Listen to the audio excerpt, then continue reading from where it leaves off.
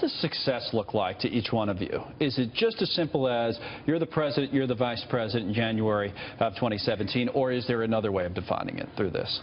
Well, look, if we're in the presidential debates, I mean, presidential debates, vice presidential debates, and don't end, well, to be in the presidential debates, you're going to be representing 25 million people. So that's goal one. Well, yes. There's no chance of winning the presidency without being in the presidential debates. But being in the presidential debates, representing 25 million people, at the end of the day, whether it's Trump or Clinton that win, hey, they're going to have to pay more than just lip service to me if I'm on stage, because they're going to want to garner that support going forward. You'll get a say. They'll have to ask you questions. You'll have to respond to what you're saying. But it sounds like, Governor Weld, from your earlier comments, that you do think you're part of something, a change. Oh, I do. I mean, I do. On the way there, one of our goals is to speak truth to power and call out both parties on what's ossified, what's calcified in their current position. And that may result in some cracking of the ice. At least we'll crack a few eggs and make a few omelets. Right. Yeah, right. But, you know, when you get to that point and we're in the debates and we're part of the national dialogue and we're, by hypothesis, at 20–25%, maybe even plus, yeah, we can win the whole thing, yeah. But something short of that could be a quote-unquote success in both of your minds. Is that fair? Well, yeah, more than fair. Yeah, but if we get to do all the first part of what I say and really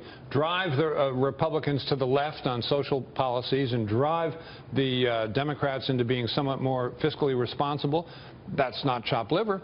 No, I guess it wouldn't be. It would have a dramatic impact in terms of how the future elections are looked at in a lot of ways. Well, and I love Donald Trump's comment yesterday that said we were fringe candidates. I just completely agree. I think he nailed it. Two Republican governors serving in heavily blue states. I see what you did. You know, we've been fringe for a long time. Right. He's mainstream now. He's the presumptive nominee of the Republican Party, right? So. No, it's a big opportunity, and the big opportunity is to actually move America forward, to really address the issues that people really care about.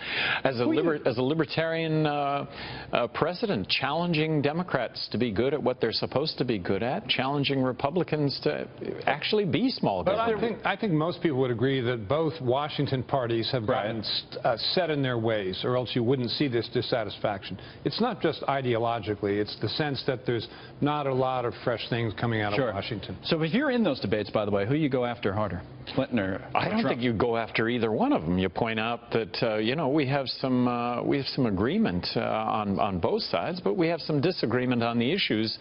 And look, Hillary, at the end of the day, isn't that going to be about bigger government? Isn't that going to be about more taxes? And at the end of the day, with regard to Trump, deporting 11 million illegal immigrants, building a fence across the border, killing the families of Muslim terrorists, bringing back waterboarding or worse. I'm all for free market, but I'm going to force Apple to make their iPads and their iPhones in the United States. I think we're 180 degrees on all those topics. Well, it's been an interesting political season. I think maybe even more interesting if you guys are in the debates, and we'll see what happens. We'll see what happens. Yeah, thanks for having us on. Governor Johnson, Governor Weld, good to talk to both of you.